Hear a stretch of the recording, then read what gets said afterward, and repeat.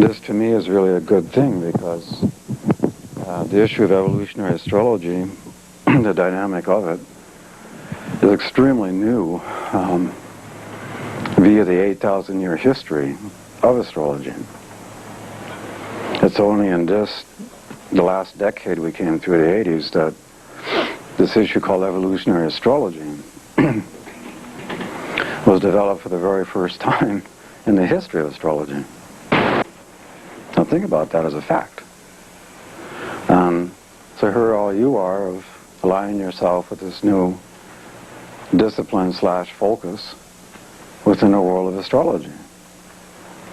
And as some of the people here know, that ever since it's come out, I forgot when it came out, it was 84 or whatever it was, ever since then there's been a progressive snowball. More and more people. To the point now where the word soul, which was never used in the language of astrology for 8,000 years, think about that, is now in fact a hot word or buzzword in astrology. So much so that now people are starting to write junk books in astrology linked with the soul. Simple example, there was a guy running ACS Publications in San Diego, Jeff Jor. And I just got a new manuscript in called The Soul's Purpose. And they had me review this thing to see if it was at all relevant. And it was so ridiculous. One of those like $2.95 books you'd buy in Safeway. Hello. And here was the tag word, the soul's purpose. And his equation with the soul was simply based on need. Need equals soul, according to him. That was it. The entire definition of soul. And trying to link this with only the nodal axis. So the point is that there's this progressive movement into evolutionary astrology. And let's face it, if I'm reading a book, and I'm reading whatever chapter I'm reading, for that chapter to make sense, I should probably have read the chapters that have come before. Yes? It's different in whatever life we're living. This might be chapter 21 or chapter 10. But there have been other chapters before.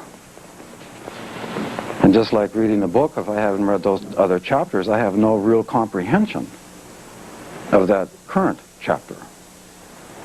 And in a very similar way, without understanding prior life dynamics / other chapters that bring us into the current life, if we don't have that awareness or perspective, we're seeing about 10% of that person's total nature.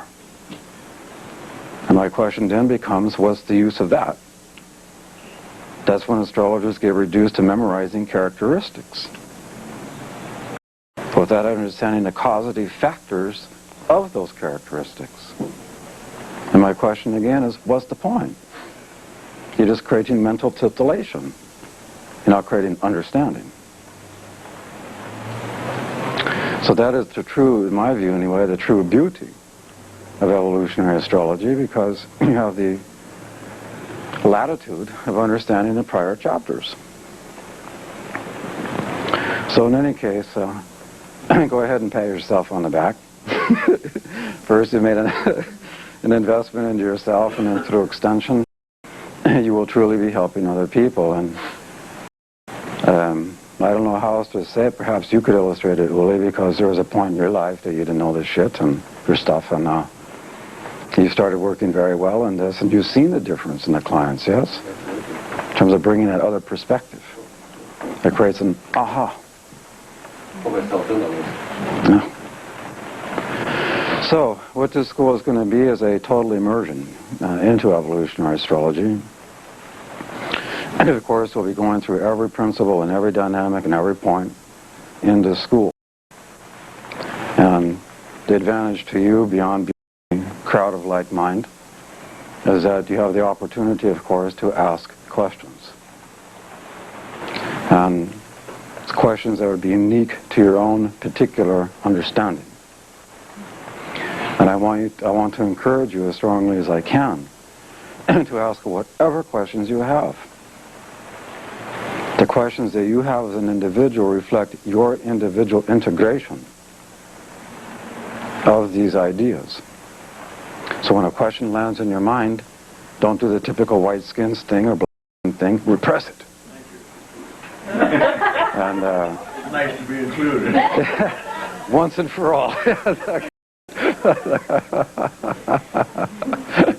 And don't repress it, just let it go. Let it go.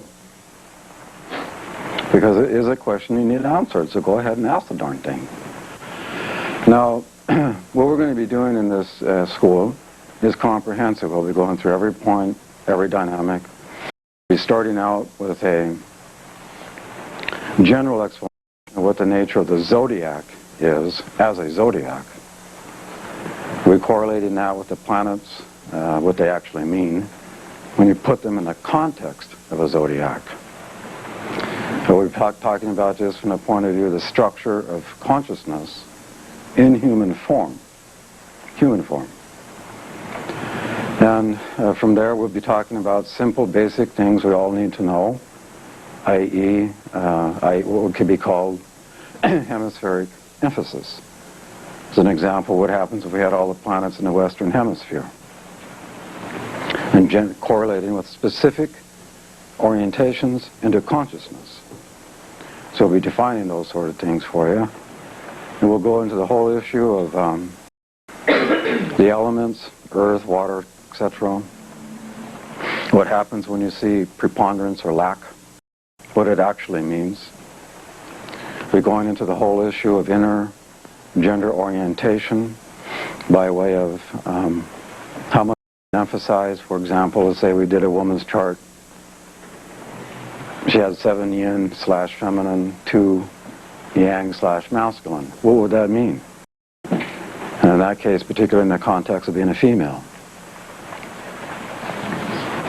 And of course, the whole issue of earth and water and fire and cardinal, mutable, fixed. What happens when these are emphasized? These things we need to understand as we prepare to do an analysis. So we'll get through a lot of the basics, and from there, of course, we'll go into in-depth presentation of the various signs and all of its dimension. Not just succinct one-liners that you're asked to memorize in most astrology classes. So we'll be going into that. From there we'll be going into a presentation of medical astrology, the actual anatomical, physiological correlations to astrology. The chakra system within that will be included. I'll show you how to put the two systems together to make an absolutely succinct diagnosis of a person's physical condition. And then, of course, knowing the beauty of the totality of astrology, you can also help a client understand the psychological cause of a physical manifestation. Within that, we'll be talking about the planetary nodes, all the planetary nodes, not just the moon. Why we're going to use them, how to employ them. You'll just be amazed when we get to that part. I mean, that's, again, more chapters in the book. And of course, the entire sexual dimension of life. Most people don't realize, for example, how much of human behavior is in fact controlled and caused by sexual energy of itself. And we're living in a patriarchal time frame. You know, men long ago wanted to repress these sort of things, at least for the feminine, not for themselves. But we'll be going into that full dimension of life, of course, and some of that will seem shocking. There'll probably be moments where you'll see me when I have to do certain things up here with sunglasses because I happen to be very shy. I happen to have a Pisces moon, so the other way or something. But we have to know these things, so.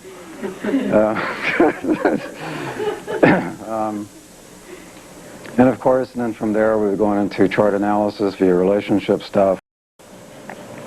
The whole issue of why we're attracting whom we're attracting. The issue of synastry charts, composite charts. How to measure karmic evolutionary connections from other lifetimes. Very specific astrological rules for that. And from there, the final part will be the whole issue of transits, progressions, and solar returns. And the right use of that kind of methodology, that kind of technique. The beauty within this school is that two of my very best graduated students, Ulrich Bold from Hamburg and Mark Goldberg here from the U.S., will also be filling in some blanks. These guys tend to have a bit more practical skill than myself, so after each day is over, these guys will be working with you on the daily topics, and also they have, like Mark has some really revolutionary information on Chiron, the manifestation of Chiron, the right use of understanding Chiron, and not just Chiron, but it's linked to its own nodal axis. So Mark will be doing a lot of that stuff, and you'll find this stuff just amazing, by the way. And Uli's going to be showing you a lot of stuff too, so you guys have the benefit of both Uli and Mark here. So in effect, you've got a total immersion. And the bottom line is really, in the end, your own ability to motivate yourself in terms of how much you want to stay with it. Because as we go along, it's going to be, for some of you, progressively overwhelming. And pretty soon, when things start to get overwhelming for any of us, we tend to check out from instinct. So that's where in each of your individual cases you'll be tested. Can I stay with this focus? Versus the Neptune trap. Got to space out now.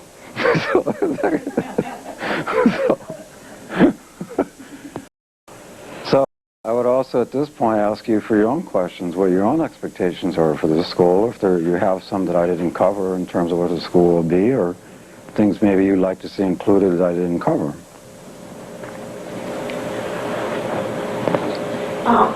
The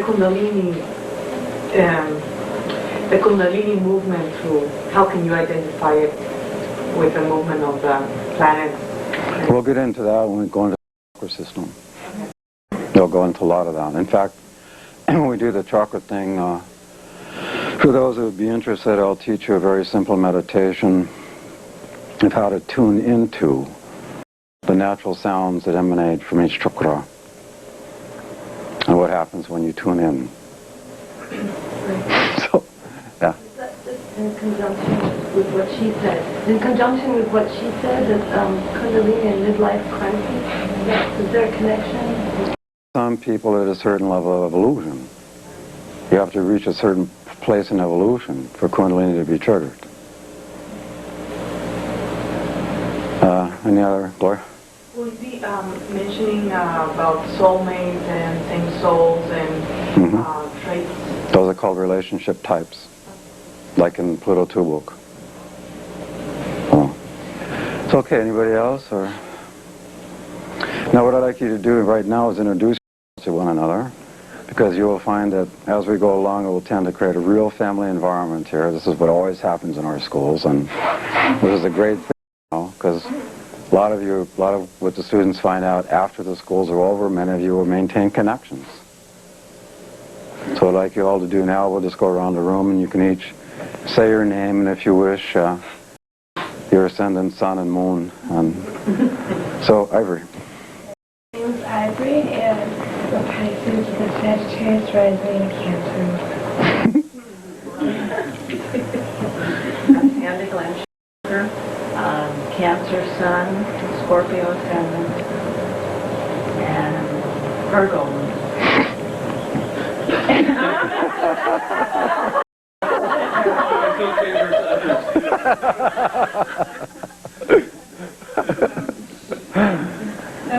Parker with an Aries sun, a Taurus moon, and a Libra ascendant, and Neptune is just washed into my 4th house. I'm Karen. I'm from Renegade Twitter. I don't know anything about astrology. You know your sun sign? She's a Pisces, Sun, Scorpio rising, and Moon in Capricorn. Although, I'm David, and Cancer sun, Gemini rising, and an Aries moon. I'm Barbara, and I have a Scorpio sun, 1st house, with Mars just rushing through it. Yeah. Libra ascendant and Sagittarius. Clara, I'm a Sag with a Gemini rising. I'm Gloria, and I'm a Sagittarius Sun, Scorpio rising, and the Moon in Cancer. Maureen, I'm a Libra sun with a Pisces rising and an Aries moon. I'm Leah, I've got a Libra sun, Scorpio moon, Sag rising. I'm Mark, I'm a double Taurus and Cancer rising.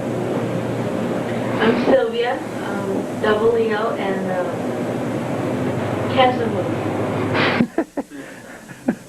I'm Walter. I have Taurus Sun conjunct Mars, trine Moon in Virgo, and I want to know what's wrong with that.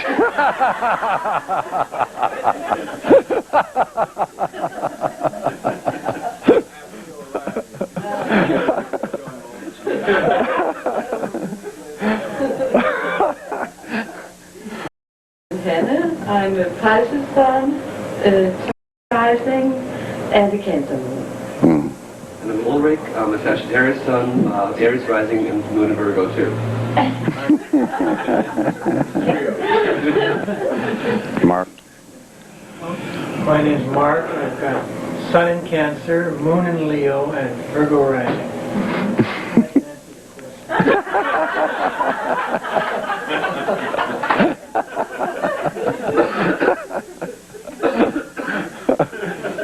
My name's Lene. I have Sun and Moon in Aquarius and Libra rising. My name's Belle. I have an Aries sun, a Gemini moon, and a Taurus rising. My name's Michelle, and I have a Pisces sun, Capricorn, and I also have a Virgo moon. Now, did you see the commonality here? Not so lonesome now. Did you see that commonality? A lot of Scorpio, a lot of Virgo, quite a bit of Cancer, and Taurus. Interesting, huh? Also, is there any correlation between Aquarians and reddish hair? Between, Aquarian, something or other. Somewhere in there, the 3, and red hair. Where? I was in a restaurant after, and I said, have you noticed that, and what I just said, and the man sitting way over there whipped his little head around, stood up and said, yes, I have. He had red hair and he was an Aquarian. There's something, I'm just taking notes. well, like I said, some of this stuff is unique to each individual. So it's like, you know, okay. Alrighty, so we'll get into our thing here, and we're going to start as real basic stuff, and that is going to be the zodiac. And what we want to do here is consider the zodiac from beginning to end, 0 Aries, 30 Pisces, as directly correlating with the totality of consciousness in human form. Trying to remember that in each form of life there is a consciousness, and the consciousness is unique to that form.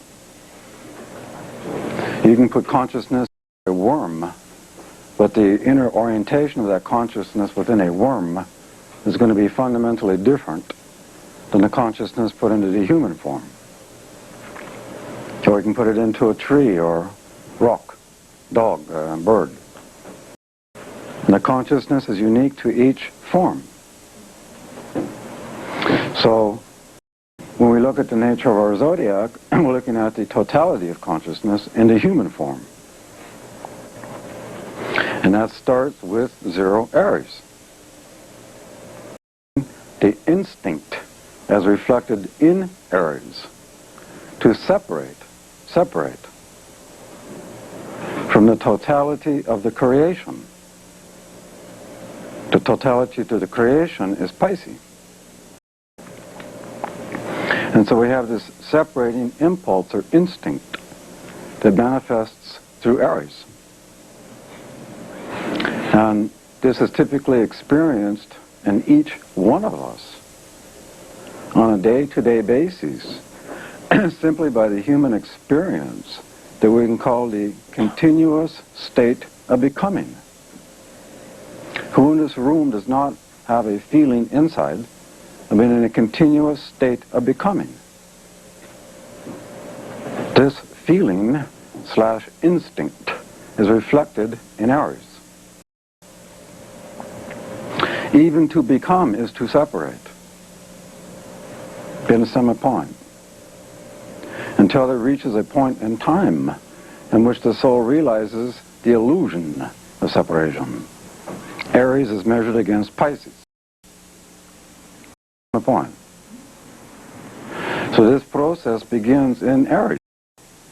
And if you look at it from the point of view of the creation itself, the very nature of the creation, Pisces, something has been projected by that creation point. Now look at the key word here, projected. Something set in motion. Once you have something set in motion via projection, you are simultaneously creating a natural law called duality. You have time and you have space. You have cause and you have effect. This is the interaction between Pisces and Aries. Do you understand? So this is the eternal dance that we're all involved with. So projection, we have to project out. That's no different than, let me be blunt, a man making an erection. This, the erection, so to speak, is...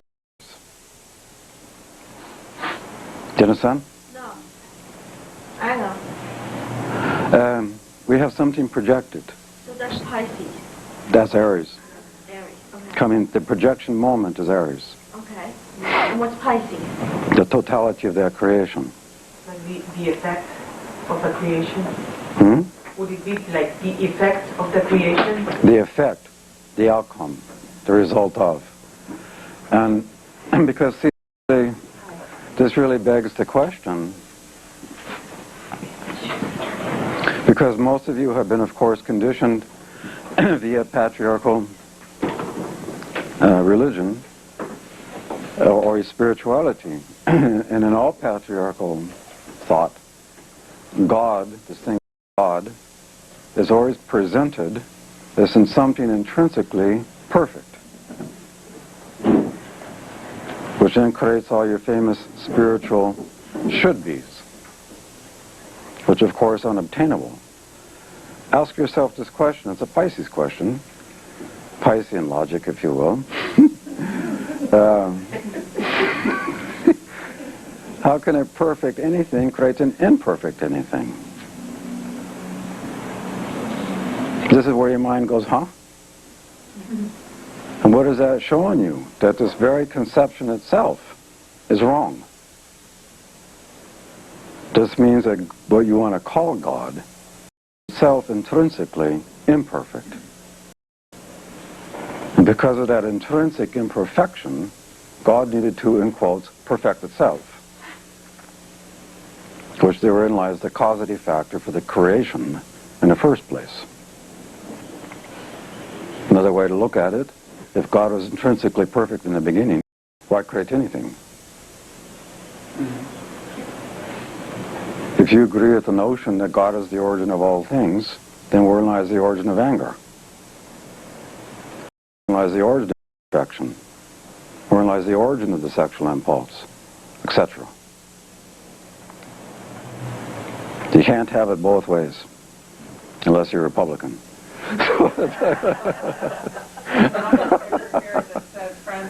friend of Republicans.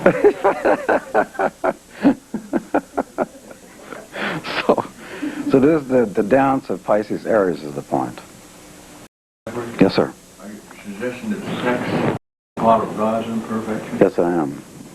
But I'm not. But what you just implied is that sex is imperfect, and it is not. I mean, Oh, you're saying sex is not imperfect. that's right. It's part of the natural law. Thank you for that.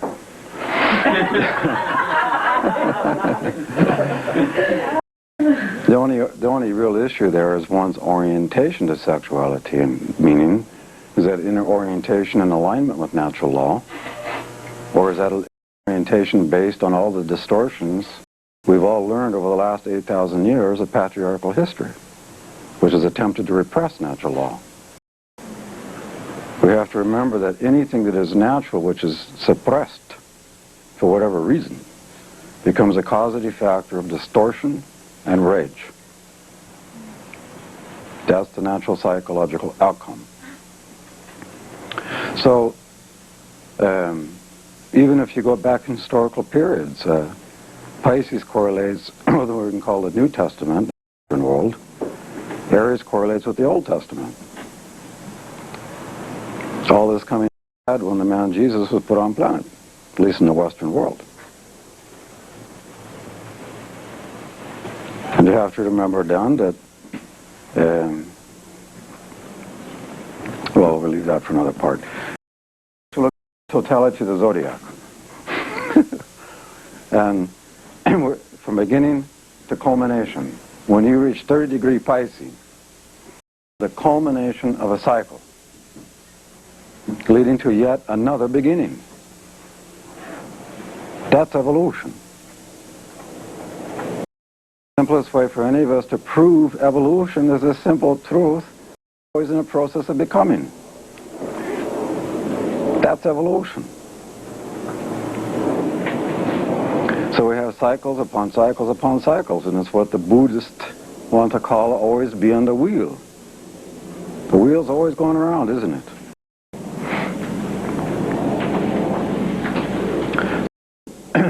When we start making our various divisions, 360 degrees of space, i.e. for most of you this would equal 12 houses, because we have to remember that at the end, astrology is rooted in natural science, not theoretical science. The very essence of any natural science is based on correlation and observation, not theory or hypothesis. No different than Darwin doing Darwin. That's called natural science. Observation, correlation. Any system like astrology, tarot, runes are rooted in natural science because they are based on correlation, observation. If I spend enough time observing the phenomena of life, and I have 3 twigs in front of me, and I keep watching how they rearrange themselves to some sort of wind passing through, I will start developing meaning. Do you understand my point? So this is what astrology is. It's correlation, observation. So the point that I'm trying to make, we can use any system via correlation and observation. In this case, we happen to be looking at a thing called the zodiac that we've arbitrarily divided 12 segments of space.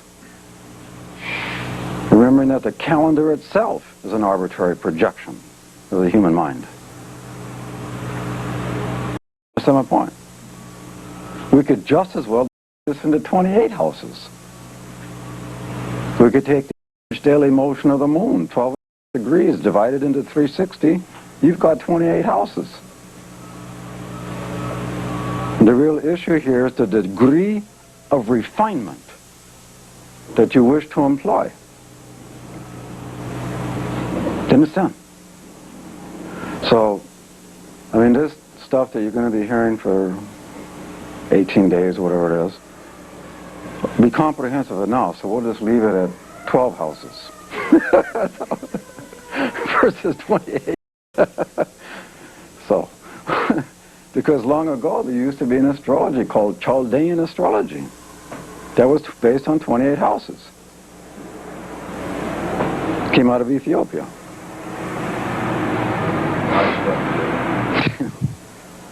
So by the time we put the planets in this thing,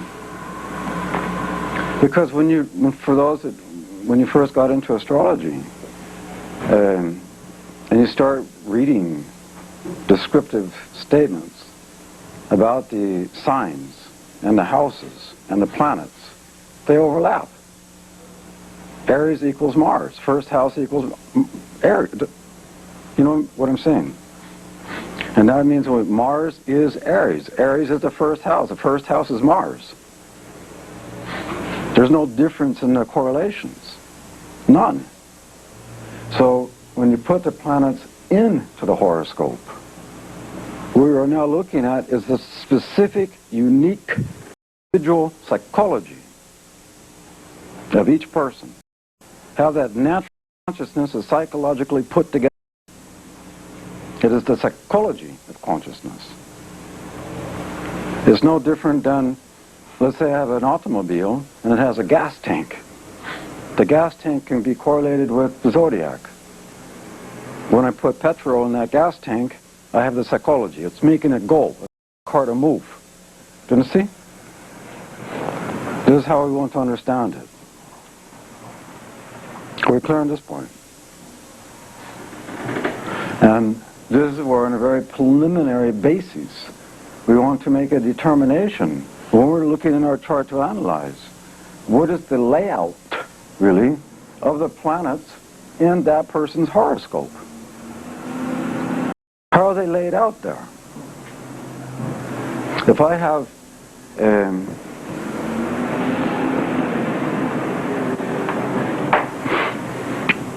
let's say I have all the planets down in here. We'll just make this an example horoscope. Like, say, all within 90 degrees. Would this not tend to suggest a certain kind of access in that consciousness? Yes or no? Where is the gravity point? Would it not be different if I went to chart 2 and I put all the planets here?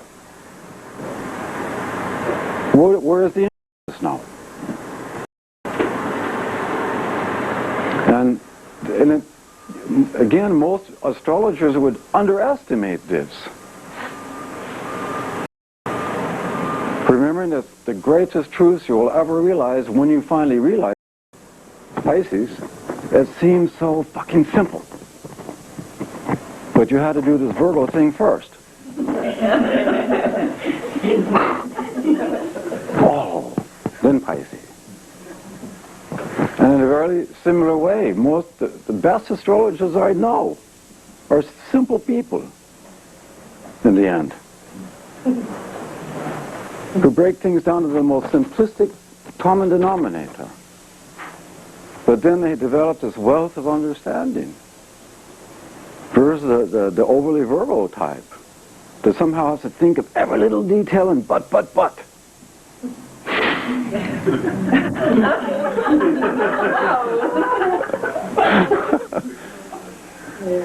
And then you can get lost this way.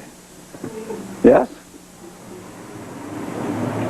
So, so we want to check for these kinds of emphases. There are many people that will have all the planets in what we call the Western Hemisphere.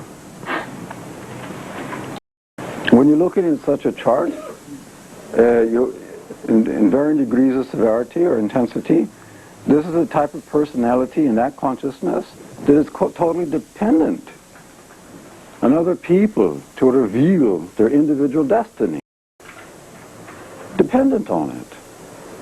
That's a certain kind of personality structure, is it not? Versus saying, the planet's over here. That's going to be a person that's dependent on themselves, who's in charge of their own destiny, i.e. totally in opposition to this other type. And my point is, we're looking at some of this information before we're even doing an analysis. to key you into that person's orientation.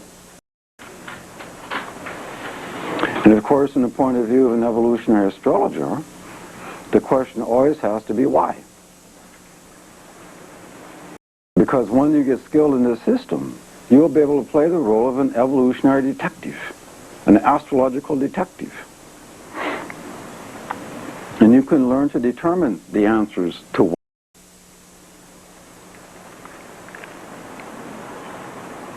For example, what happens when a person creates a rape dynamic for themselves? Of course, the point of view is why it happened. What's going on in the person to make it so? Because the one thing I won't allow in this school is for any of us to, for ourselves or for another, to think of any person or ourselves as a victim. Let's face it, we're all responsible for what we create, even if we don't know that we're responsible. It's really easy to be a victim. It's easy to point fingers this way. It's much harder to point them this way. So, we're never going to promote the point of view of victimism, ever.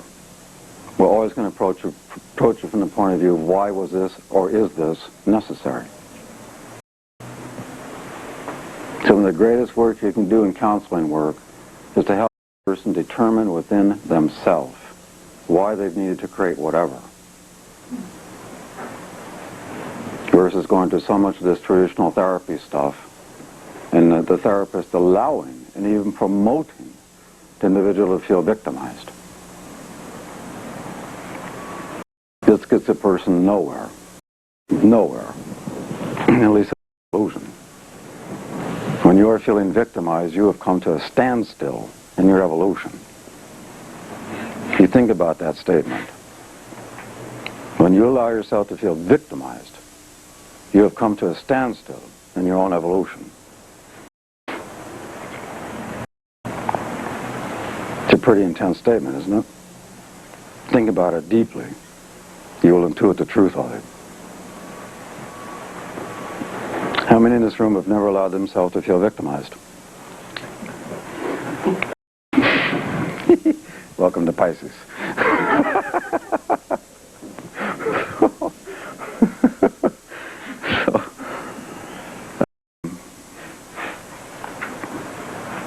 So any questions on these points so far?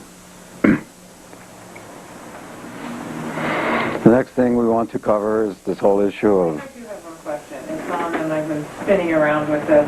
I know it's a helix. I know that, we look at this as a flat circle, but when you get around, but what is the dynamic for making, when you get to 30 degrees Pisces, that it cranks up? I mean, does it spiral up in a helix? You mean like the mutable? Yeah. I mean, that's my assumption. Yeah, because the final experience of Pisces via any given life, because when you end your life, it's like a 30 degrees Pisces statement. Right. But the mutability archetype as applied to Pisces means that the soul has a total understanding for the life that it had just lived after the physical body dies. That's your ultimate understanding of the helix, or mutable archetype, via Pisces. Question. Yes, sir.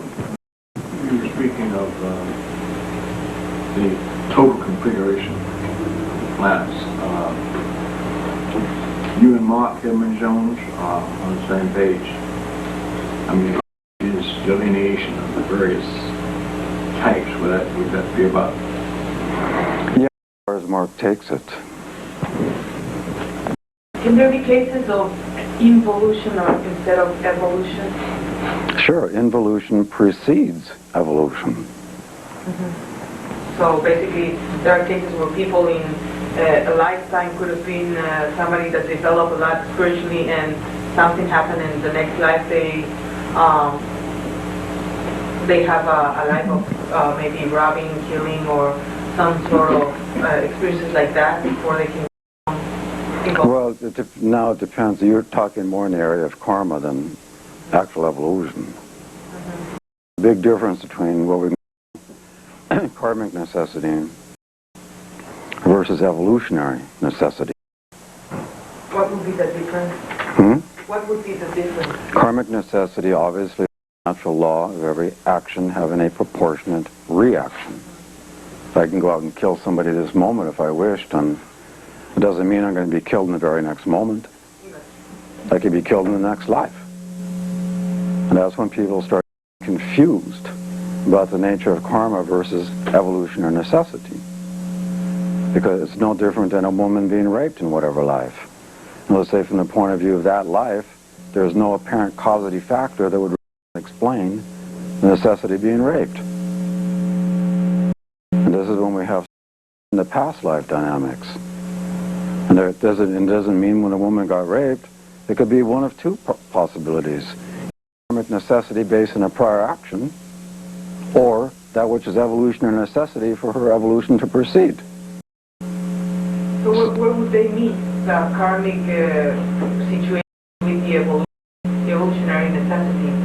What would they mean? You will see as we get more and more into this that, because see, this is where your own, the very best astrologers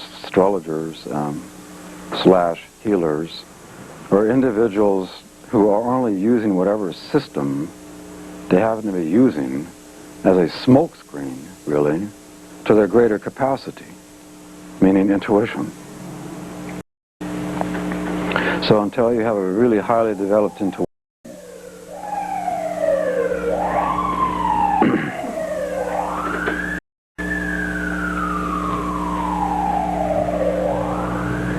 and you are certain about what you are being shown, because you can't arrive at this through your own analytical process.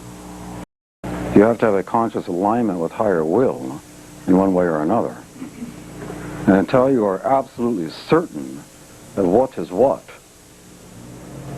I would recommend you be very careful in how you're presenting something when you're dealing with these ideas.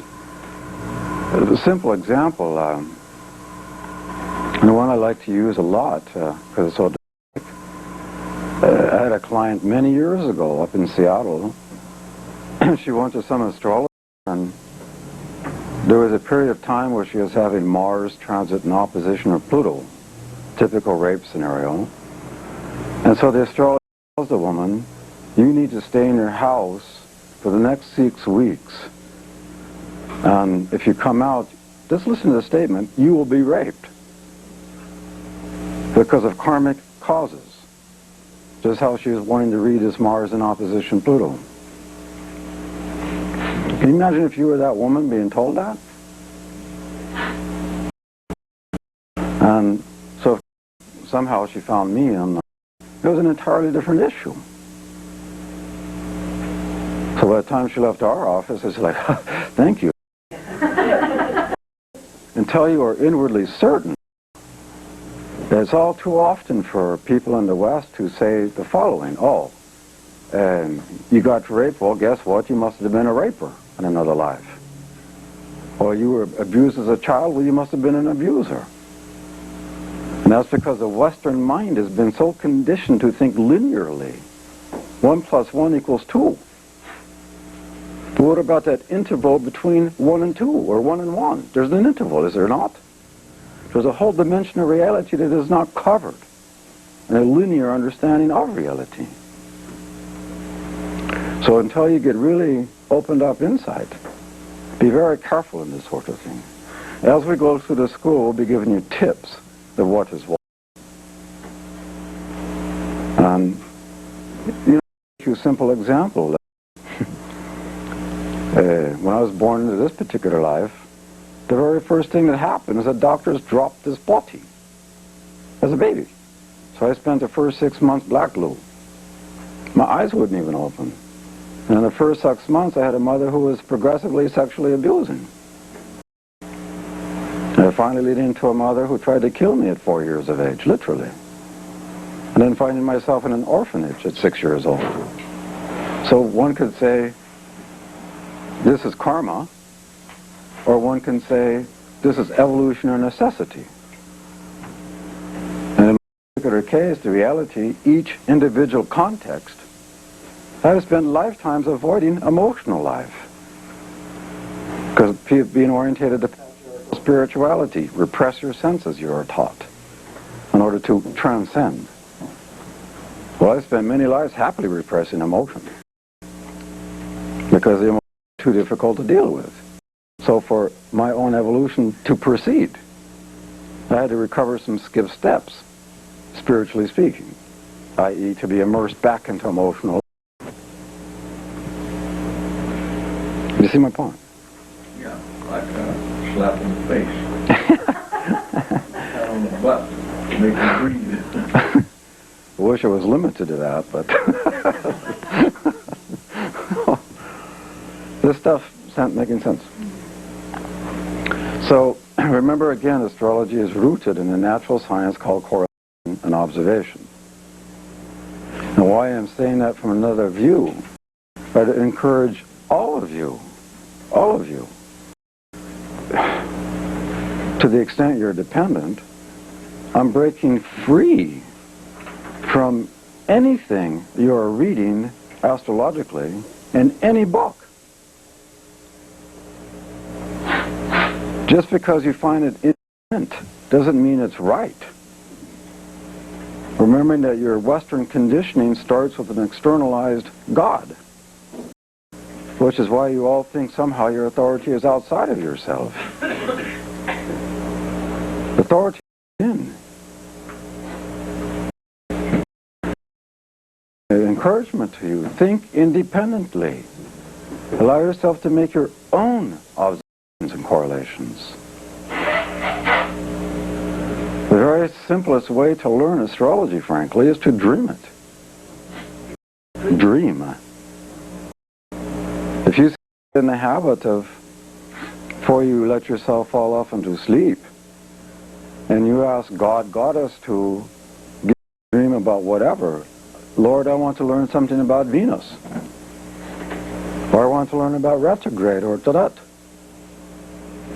Great secrets of the natural God is that has no choice, none, but to respond to anybody who has 100% sincerity about anything. This is a nice secret of natural God. So if you get into the habit of dreaming it, and you have 100% sincerity, guess what? You start having your own dreams about the nature of astrology.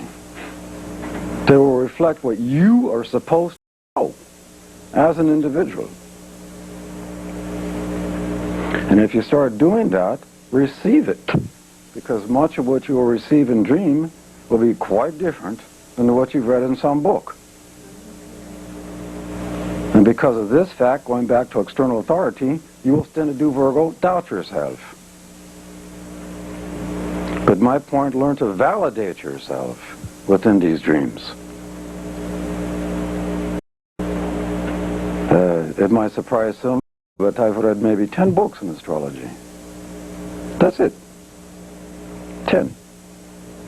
And not even those cover to cover. And everything comes to me in dream. Even the Pluto books came in dream. I didn't sit down and think, oh, I'll write this today.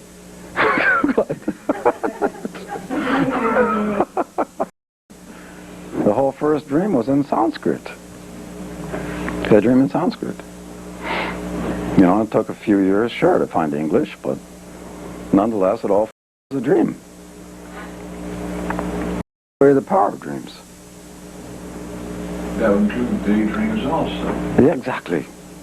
This is why if you go down to Aboriginal Australia, they don't have meditation as a tradition. They have dreaming.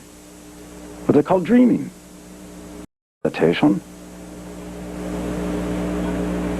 So. Certainly there's one great big catch in all this. It's that 100%. 100% sincerity. That's the deal. 100% sincerity. Is that why life gets so... I used to like it better when you swore. So fucking intense sometimes. Yeah. bringing us to that 100%. Right. Exactly. I find it helps when I get ready to do a shot and I look at it for the first time. And I talk to John. I said, now how the hell do I approach this? Just that way. Mm-hmm. And I sit there a minute. Something says, go to Pluto. Yeah, exactly. Sure. I understand. But it's good to ask the extraterrestrial intelligence, how are we going to do this? Yeah. How we do this job? What's the most important thing? So is this stuff making a little bit of sense? So, and this gets us into this issue of elements, preponderances, lacks. And so what we're going to do now is to define each element, etc. And then show you what happens in a chart when, or a person, when something is being emphasized and or de-emphasized. And show you how to look at this even from an evolutionary view. For example, for those who have been reading in astrology, all too often you'll read, let's say for an example, chart X has 0 Earth.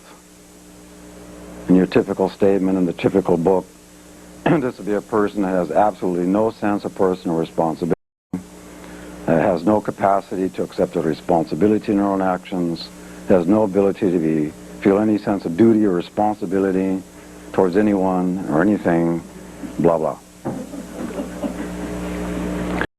Often you will actually run into these charts, say somebody has 0 Earth, and yet they'll be the very essence of the archetype.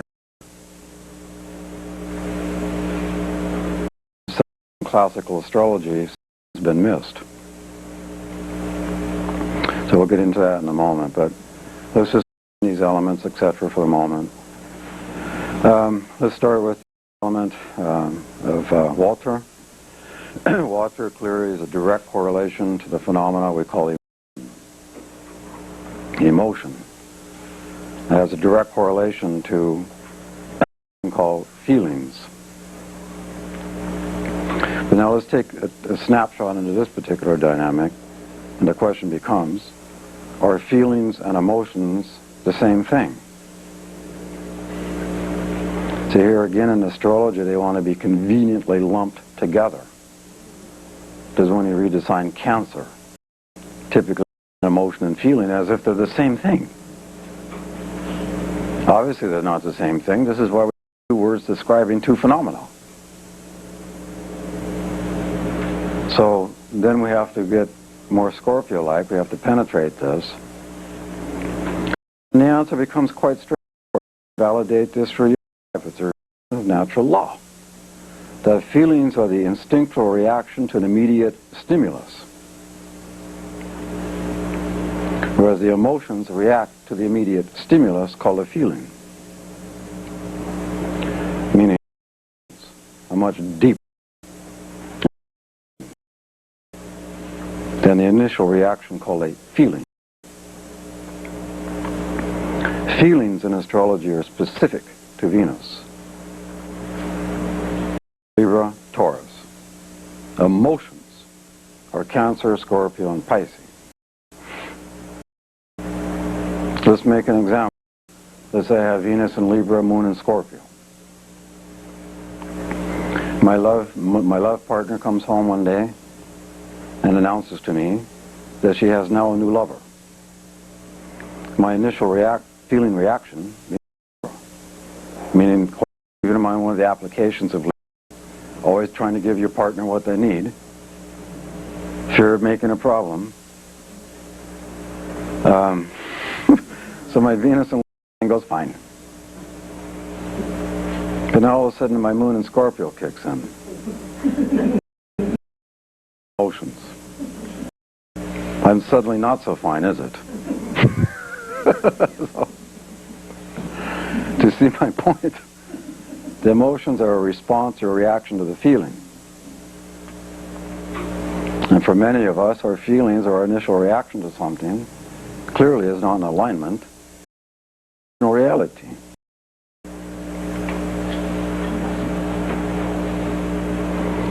So, Oh yeah, we were talking about water. Water correlates with emotion. And this too, I mean, see, I have Pluto transiting my Sun right now, Sag right now, so I keep tending to wander off in these metaphysical realities at the moment, but you know, we always have to link the small view to the big view, so they're on that. In human form, when you find consciousness in human form, listen carefully, it's a natural truth, natural law. The liberation for the consciousness in human form occurs in the emotional body. Not your intellectual body, not your physical body, not your etheric body, but in your emotional body. It's exactly why Pluto has a direct correlation to Scorpio, water, and the natural triad, Cancer, Pisces. This is the evolutionary point in the emotional body. How many of you have found in your life, just to show you simple proofs of these things, I mean, you can go through X amount of your life, and you can get tired of a specific behavior, for example, and you can make a mental resolution, oh, I this. And you can read this book and this workshop and that technique, Mercury, mental, to somehow, this is how I can do it.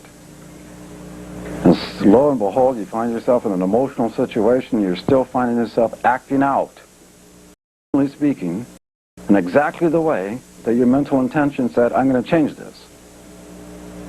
How many have not found this? So this is my point about emotion being the liberation point. Think about that. There's the very last thing that patriarchal reality wants you to know. It's the very last thing that patriarchal religions want you to know. So, does that make intuitive sense to you? So, if water is going to have a direct correlation to emotion, if we're finding in chart X that the element of water is extremely emphasized, meaning 5 planets in water or more, that's called a preponderance. What are we looking at? We're not looking at an individual who is clearly defined by emotion in an emphasized sense. Yes or no? And if we were to work with that person as a client, we would have to be specifically oriented and utilizing emotional type language versus, say, metaphysical complex ideas in which their emotional body would just check out. What I'm really suggesting here is how to orientate yourself to a client. Most people that go see a therapist or an astrologer or a tarot person, etc., that counselor, most of them, stay rooted in their subjective reality. And they're simply subjectively projecting the reality on the client in such a way as to somehow make the client an extension of their subjective reality. And my question becomes, is that useful therapy? And the reason that the therapist does that in most cases is because they're feeling insecure in themselves. If I can make, the unconscious is now saying, if I can make more people like me, this makes me feel secure. Think about that. How many counselors / therapists on this planet do you feel make the effort, the objectively speaking, in such ways to harmonize their consciousness with the reality of that client? Because once that harmonization is made, then what you find, and some of you would already know this, in which to know why you're saying it. What that is now reflecting is a harmonization with the client. In such a way that the client is now answering themselves through you. This is why you don't know why you're saying what you're saying. But in front of you, going, mm-hmm. And you're going, what?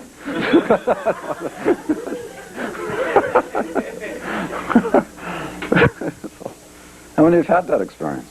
Then you know it. So, water has a direct application to emotion, and try to remember most people. The issue we call security is itself an emotional dynamic. So if we're looking at the water element, we're looking at, in most cases, a person that is highly insecure. And in most can create extensive external dependencies on other people in order to feel that sense of security.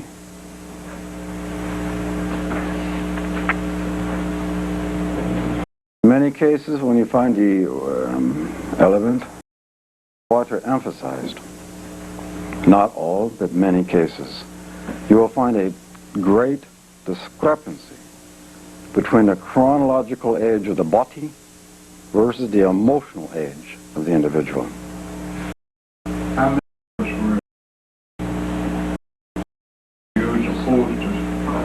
In most cases, when you find the water element emphasized, you're looking at a discrepancy between the physical age of the body and the emotional age. Most of these people, what are called emotional behavior, because for most of them, they would have not received the emotional interaction with the appearance, birth. And this is now creating what a psychologist would call displaced emotions. Because clearly if our emotional reality as a child is destructive or not as giving as we might need in some way, the child then becomes a causative factor, what are called displaced emotions, which because of via displaced emotions, that type of individual, as they get to be an adult, will typically recreate emotional realities that are symbolic and of their original emotional reality. That's what a child will do. And that's why, in many of these cases, there's a discrepancy between the physical age of the body and the emotional age. So when the element is empty, to observe these things. Now, again, when the water element is emphasized, it's going to be the individual as they interact with the phenomenon called life, how they're interpreting life of the emotional body. Meaning, for most people, how does this affect me? Now, if you take that one dimension of it, now we bring it up to adults, an adult relationship with their partner, and the partner is now trying to go through some sort of emotional expression of themselves or confession. I need this, I need that, this happened, that didn't happen. If you're interacting with this dominant water type is going to be what filtering is how it affects them first versus looking at that partner utterly objectively for them. Could not now create potential difficulty in the relationship. Meaning this person at some point would have a feeling that says, I'm not being understood for where I'm actually coming from. You see what I'm getting at? These kinds of things come through the water or from the water element. So when you're seeing it as in a birth chart, you see, we haven't even looked at a chart yet, but let's say we now emphasize that. You already know something about this person. Say we saw a water chart, and at the same time all the planets are in the Western Hemisphere. How much do we now know about the person? We've even done an individual analysis of the whole chart. You see what we're getting at? Because once you start understanding these preliminary orientations, by the time you start making individual analysis of the various planets and aspects and da-da, you're conditioning what you see.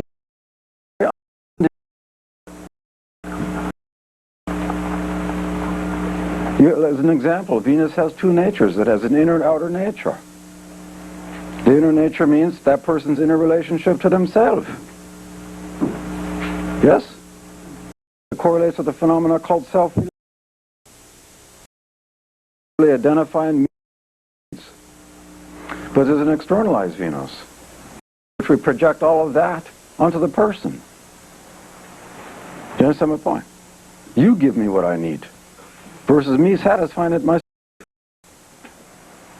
Now, for the sake of example, we have in everything in the Western Hemisphere in a dominant water type, and Venus may be in Taurus here. Is this not emphasizing the external dependency? Let's say we have a dominant water type. At the same time, there's Venus in Taurus standing here. You see what I'm looking at? We're not looking at external anymore, are we? We're looking at a person who has now internalized their emotional reality. Not projected it, but has internalized it. Is creating a fundamental different orientation than the first example. Do you understand what I'm trying to get at here in terms of initial understandings, orientations to the chart? Seem too confusing, or questions on the Is Venus first reaction to emotion? Yes. That emotions come out of the feeling or a reaction to the feeling? It's because of what we're describing by way of emphasis. Because it's the first. Yes.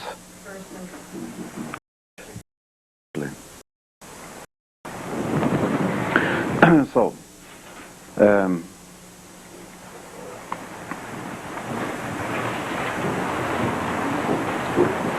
because, you know, I guess the thing to really consider in this is that from the point of view of Mercury, Gemini, we can ask the following question: are emotions rational?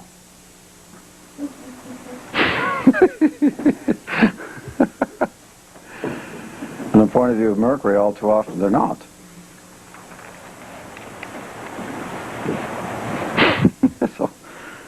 So what we're really looking at is on a basis when this water thing is being emphasized. Are we looking at a person who's operating through rationalizations versus what they emotionally need? Yes. These are things, the way to understand people. So,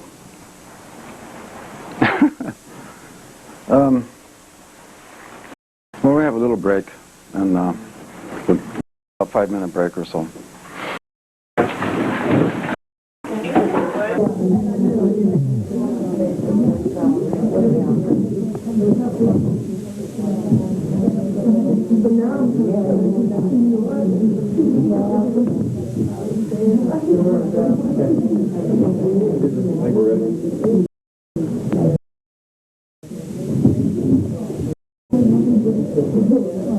Now, let's try to understand the power of emotions. Try to make the element on our Earth called water. Water clearly is the strongest element of all elements. It clearly dissolves even rock. It puts out fire. So if you think about this via natural law, it's not subject to the of emotion relative to human consciousness. And look at the word emotion. There's emotion within emotion.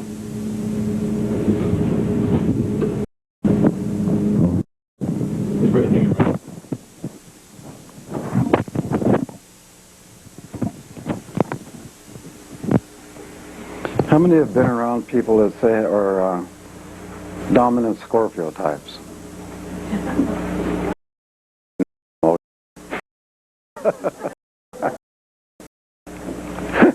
Do you not?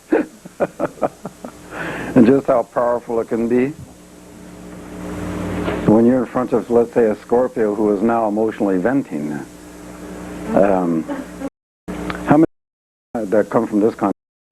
There was a commercial years ago, and it was about a certain kind of speakers that they were making then. They were really powerful speakers, and the TV commercial with the guy in the chair, speakers in front, hair full blown.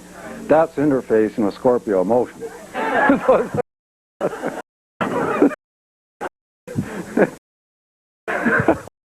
So you know the power of this, yes? But you know that kind of power can be also expressed, say, in Piscean emotion. Piscean emotion would be the antithesis of that the hair and speak, but the hair going back. Because when emotion, Scorpio decides to vent its emotion, it's just like putting a pin through a butterfly, is it not? You're pinned. But this is vastly different in Pisces. Pisces allows itself to go for it in a purely emotional sense. All too often you find a complete emphasis and emotional self-pity. Self-pity. Oh, woes to me. But that can be just as, can it not? Really let yourself get involved with that type? Don't you yourself feel you progressively begin to sink? Like standing in a quicksand. Do you know my point? So,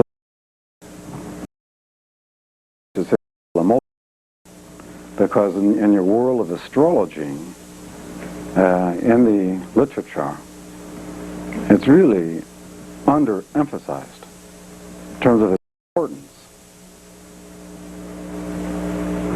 So when you get in each case, what the nature of any person's emotions are.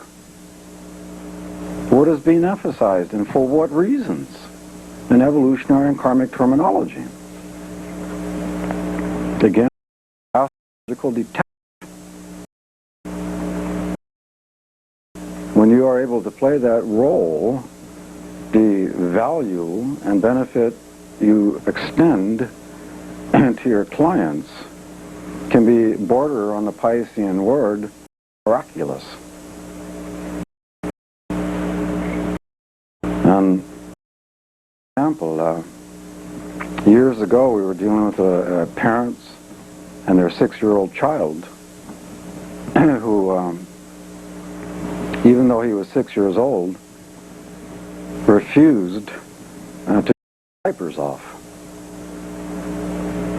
Even in the process of going to a bathroom in a Western conditioned way, he wouldn't do it. At 6 years of age. So clearly the parents got very concerned, and something's not right here. Took a psychiatrist, medical type. Nobody understood why. Nobody had seen a case like it. The whole routine. So, you know, also often people that come to see the astrologer typically count astrologer as counselor of last resort. So by the time they finally struggled into the office, looked at birth chart, It was such an easy case. This boy had a dominant 8th house, water house, emotion. And it was a clear case from the point of view of prior chapters in that book in which that particular soul had experienced such intense degrees of emotional betrayal, emotional loss, and emotional abandonment that it was so emphasized in him that even the taking off the diapers was to feel threatened. He wanted to literally everything because of fears of loss. Tell that to that second, and it was to figure out the solution, which was really easy to determine. Because remembering, for an example, when you start relating disciplines, the phenomena of therapy, which is simply the art of suggestion, itself is a house Plutonian phenomena. So it's an easy linkage. When your son goes to sleep, get very close to his right ear and simply whisper in the following suggestions. You are loved. We'll never leave you. I did just this for 2 weeks. After that 2 weeks, boy is taking off diaper. All for $100 an hour. After they'd already spent their thousands of dollars. Do you see the point now? Playing astrological detective. And at that point they thought the astrologer was some sort of manifested God on earth.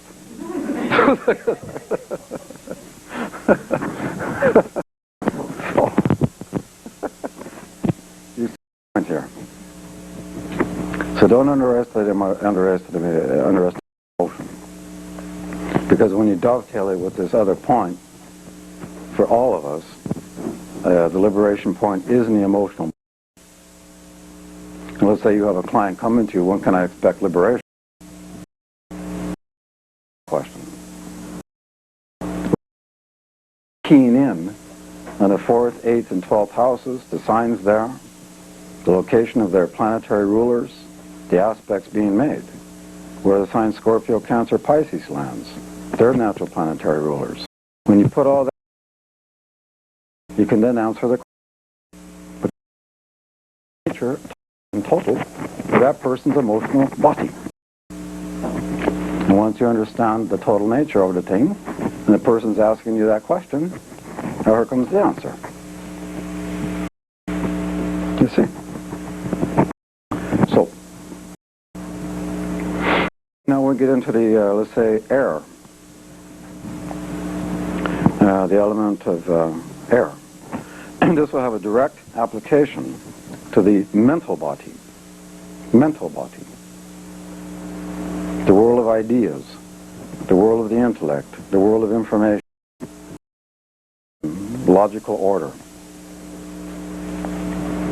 And because the mental element and all human beings are typically speaking from the point of view of consciousness in human form, requires consciousness in human form, logical order to the very nature of our phenomenal universe. And all that means is the world of appearance. This is not deciding of itself to call itself a chalkboard. This is simply a form in space in which the human mind projects by way of form and function. Name. The name of anything follows its function relative to its form. And this is how the human person and to its language.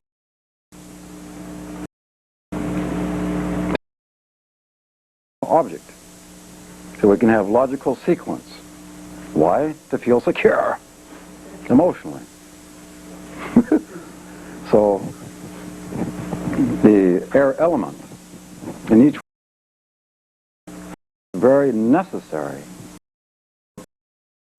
correlation. and thus how we are taking in information. One of the amazing things about Mercury, when we get into our anatomical correlations, and of course Mercury has an application there, the anatomical structure of our ears. Whereas the Venus element is what we call the psychology of hearing. That's vastly different than the anatomical structure. Meaning most people listen to another in such a way, their first reaction via emotion, how does this affect me? All of us have been in relationships. How many of you in relationships have felt on a continuous basis that your partner is always understanding you just as you intend? I don't see any hands in the air. So does this mean that we're not always being understood or listened to in the way that? And if not, that means whoever is listening to us all too often is in us from the point of view of their subjective needs or reality. So the question becomes, how is that person taking in information? In a purely objective way relative to its need? Or is in fact information taken in as a reflection of that person's inner subjective reality? For example, you can put two people in a classroom. Teacher is teaching algebra. Algebra is its own system, is it not? It is simply taught from a scientific step-by-step technique point of view. There's nothing of itself. Say 1 plus 1 equals 2. Hard to grasp, is it? But let's say person 1 has a beauty water sort of chart. They're always listening, so to speak, inwardly to their emotions at any second, one way or another. And we've got the second student there who has an emphasis on the aerodynamic. Do you think those two people are taking in the information from the algebra teacher in the same way? If not, why not? This is the kind of roles we have to play in our astrologer. Via how we take in information, there's a direct correlation to how we communicate information. There are many people on this planet that have a great difficulty in the simple talking.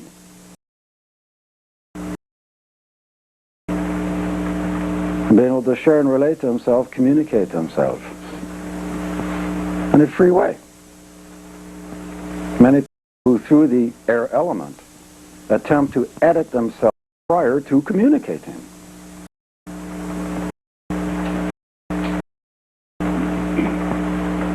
Because then the question becomes, is that a pure communication?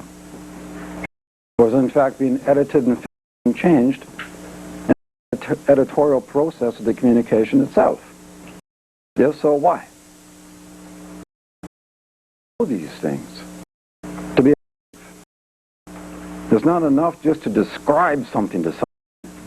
What's the value in such a thing? Yeah, I recognize that, but they don't tell me why. What then is its value? Would anybody see any value in such a thing? To this speculation, useless, pointless.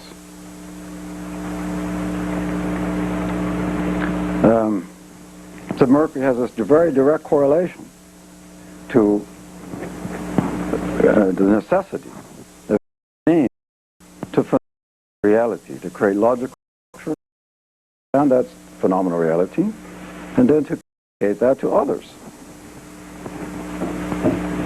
It's the very nature of thought. Thought itself has a cause and effect action. One thought leads to another thought.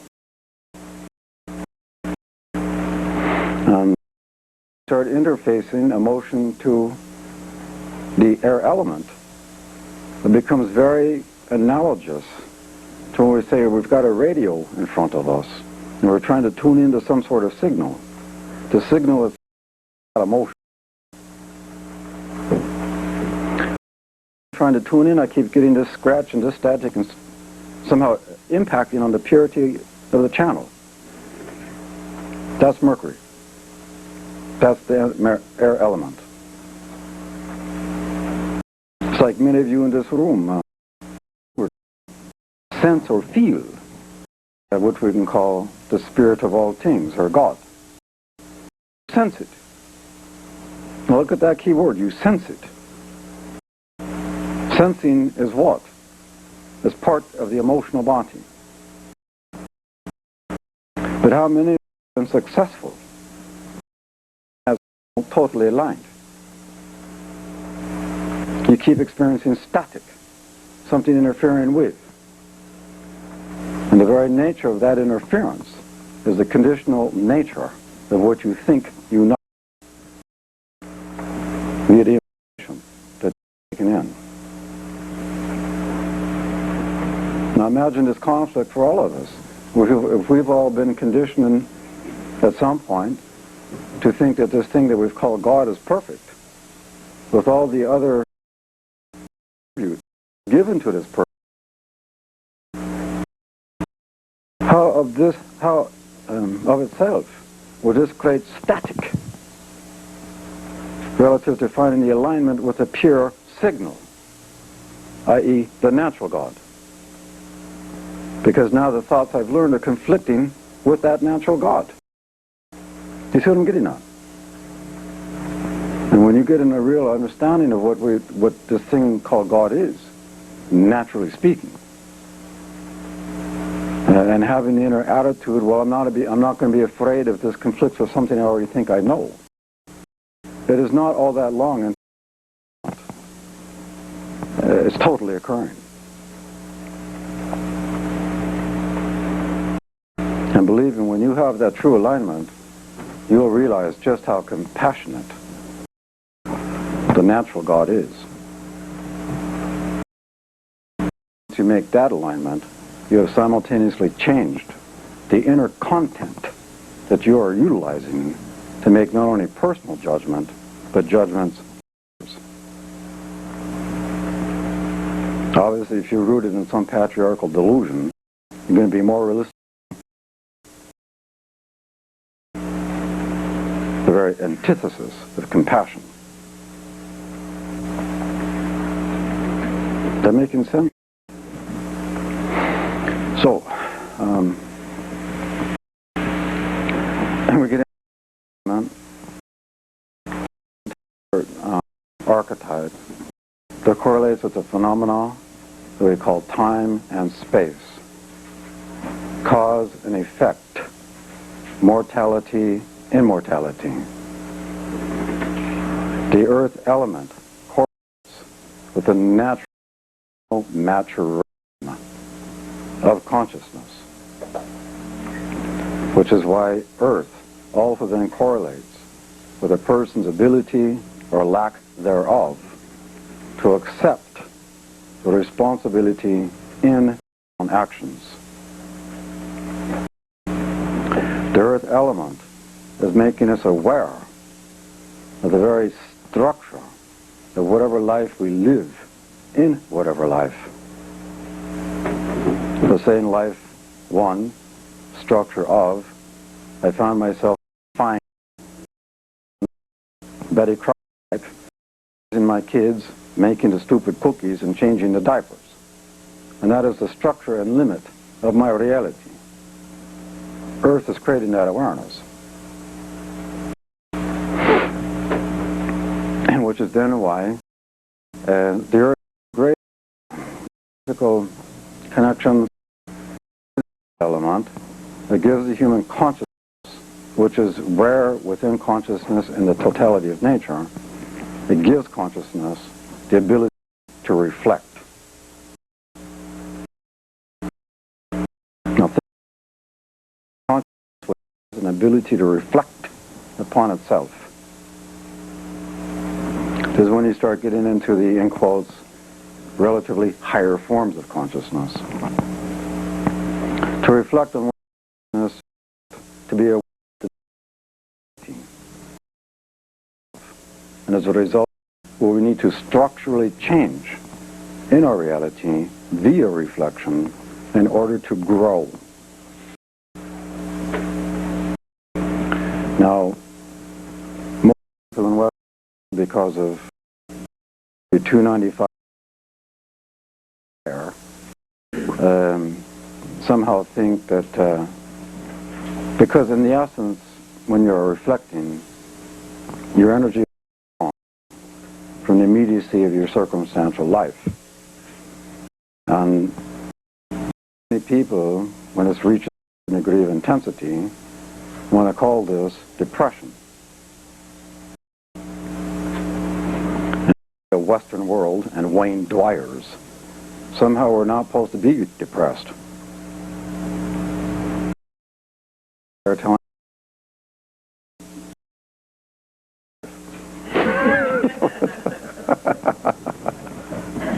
gee, that's a nice solution. Go spend my $3. Point. Depression or natural consciousness. It's how we need to structurally change relative to feeling stagnated. So early is necessary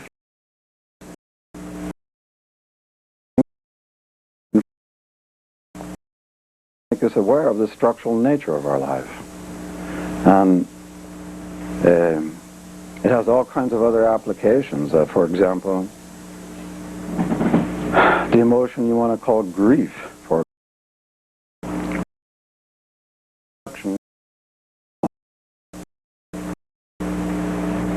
the phenomena or emotion called suffering is a reflection of the earth element. And so then we ask why. It goes right back to the nature of reality. I find myself born as a little black baby down in Africa to a mother that cannot feed me because she has no more milk in her breast, and my village cannot take care of me because it's in a state of feminine. Does not that baby's original impulse, the earth archetype, grief? From the point of view of the evolutionary astrologer, why is this? Why is this soul deciding these conditions for its life this time? Do you see what I'm getting at? When you find a heavily earth chart, soul born with grief, and then your role becomes why. Why is this? Or you will find souls that are typically born with the psychology of futility.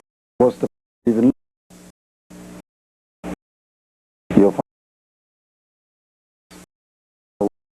types. There used to be.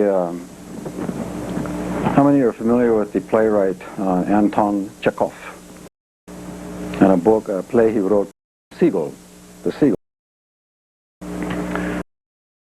A woman, dressed in black. And one day, this other character in the book to a woman and says, "Why are you always dressed in black?" Here comes the earth answer. Mourning for my life.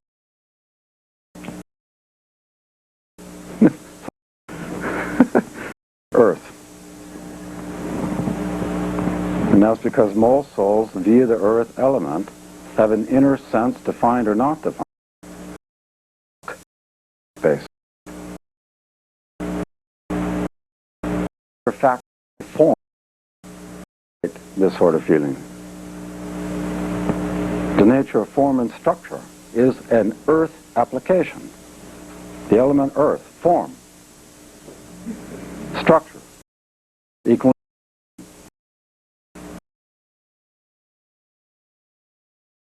Is part of the dynamic in consciousness promoting and generating emotional maturation.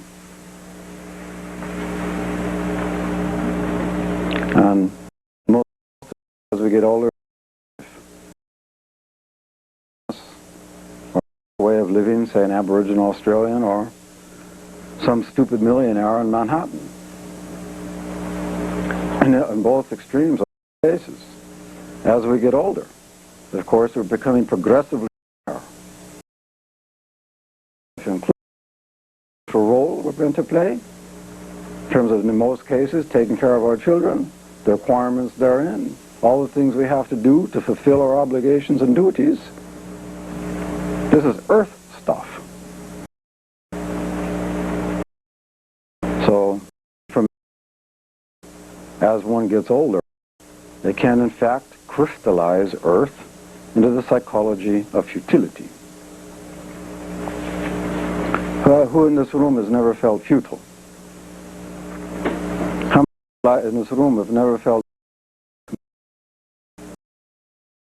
those experiences?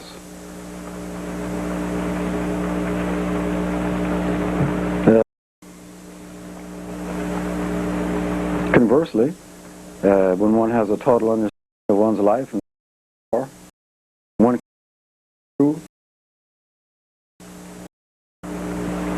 by simply knowing that one is taking care of one's earth business.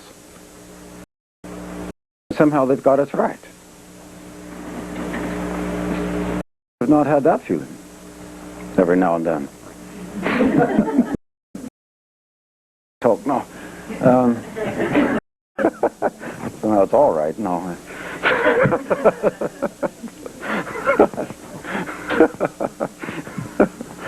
So, okay. Does that making sense to you? No, raise right, and we'll get into our fire element, yes, and Just focus all on tape. Can't write fast. now that the fire element is clearly what it is. What if we examine the nature of fire?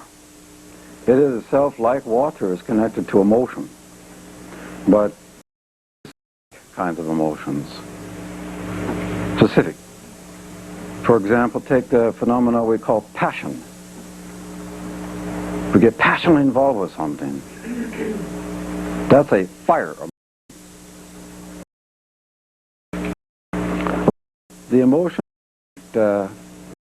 with fire are typically linked with the element of discovery. Discovery. To discover something. We discover something with a transient sense of exhilaration, excitement. Something to discover. We have enthusiasm. We have a sense of purpose suddenly returning. Or a sense of direction which is suddenly revealed. These are emotions linked with fire.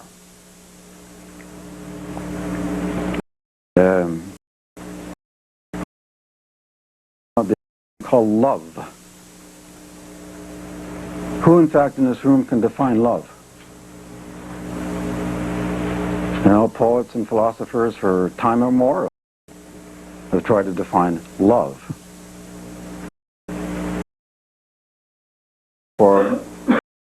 And let's also understand there's two kinds of love, subjective and unconditional.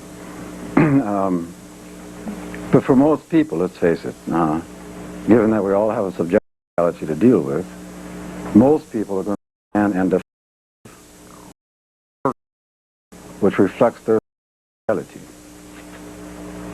This is why you cannot find any consistency in any literature, East or West, of what love is. The simplest way to state it, which is some people, you know love when you know it. Put words around it, you just know it. Now look what I just said there, you just know it. That is a one of the applications right, the non-linear, the intuitive, the part in all of us that just knows what we know without even knowing how we know it. Well, when you have love in front of you, you just know it. Intuitive. And there There's no one thing. There's one size fitting all. There's a problem with most astrology books. That, oh, you have Pluto square Mars, one size fits all. This is bullshit.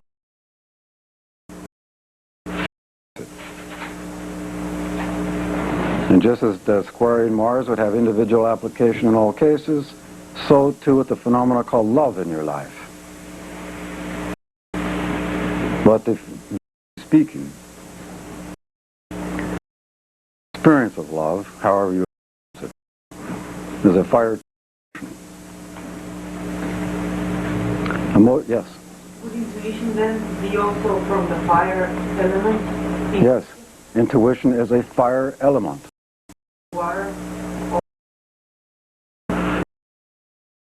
Emotion linked with water is also intuition. So it would be both, actually. But they have different applications.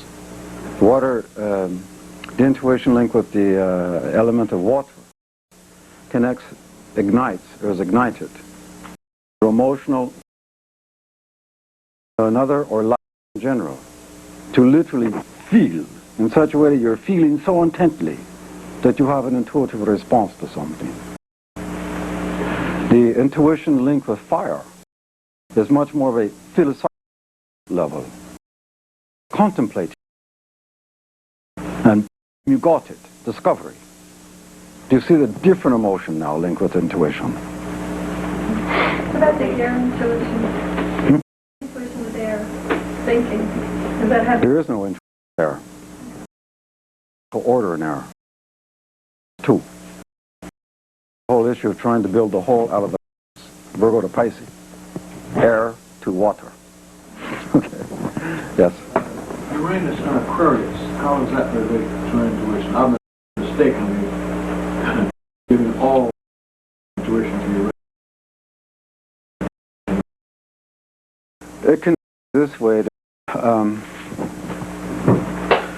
We can think of Uranus or Aquarius as the big brain in the sky, so to speak.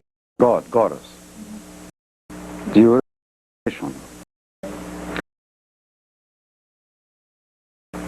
Uranus, when emphasized, has the ability to tap into, to connect with, align with, this big brain in the sky. And manifests side. You see how it's working? Kind of intuition of Uranus. It's to tap into the big brain in the sky. Let's go.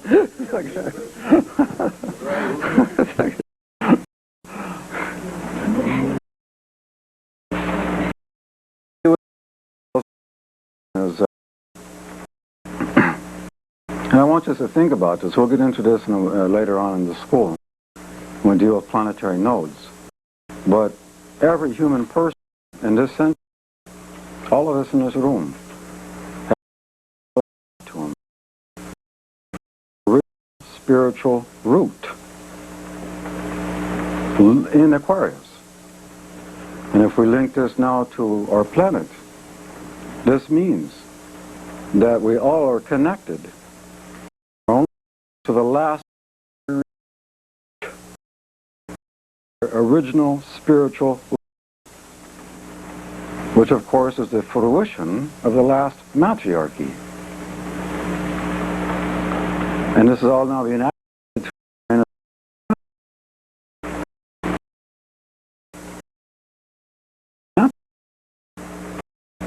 What we're looking at is really, if we use the word matriarchy, it is in so many ways, a metaphor for how the human organism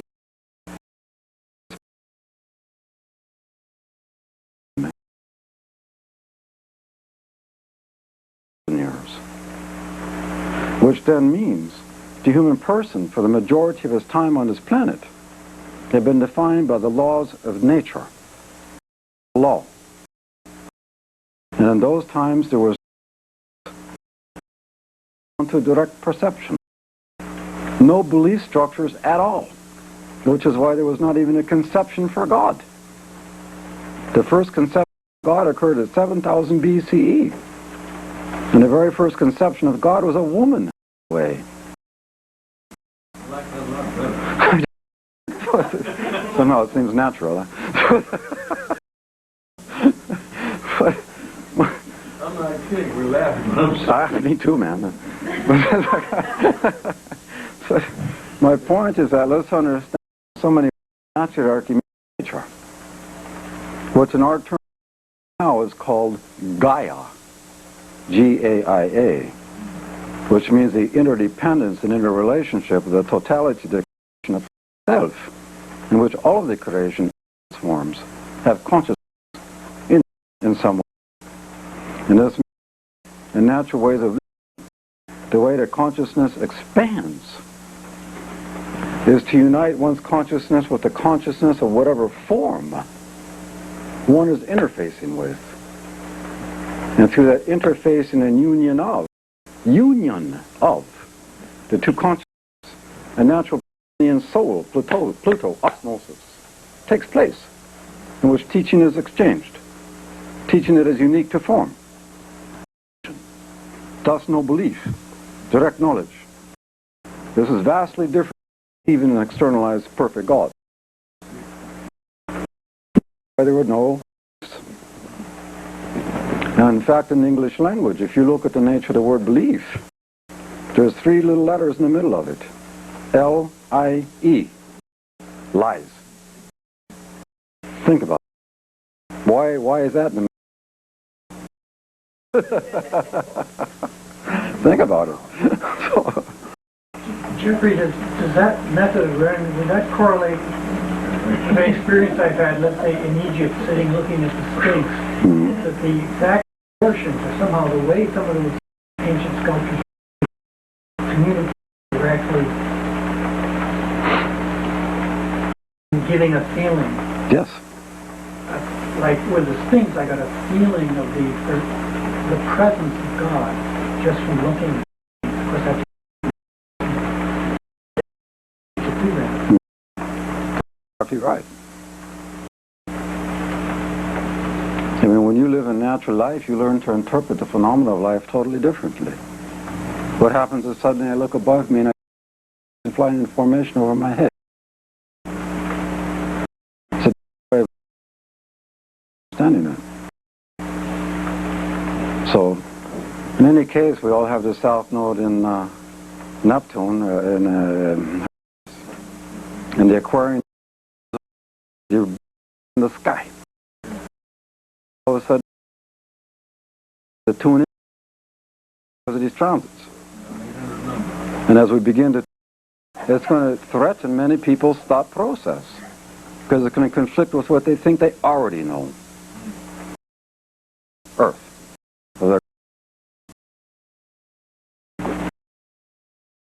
So,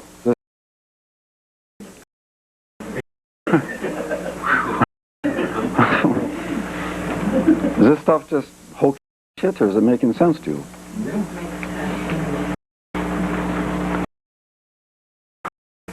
So again, to look at the nature of purposes. But if person X has 5 planets in Earth, it's being emphasized for what reason? Next person, no planets in fire. How come? What's the purpose of these elements?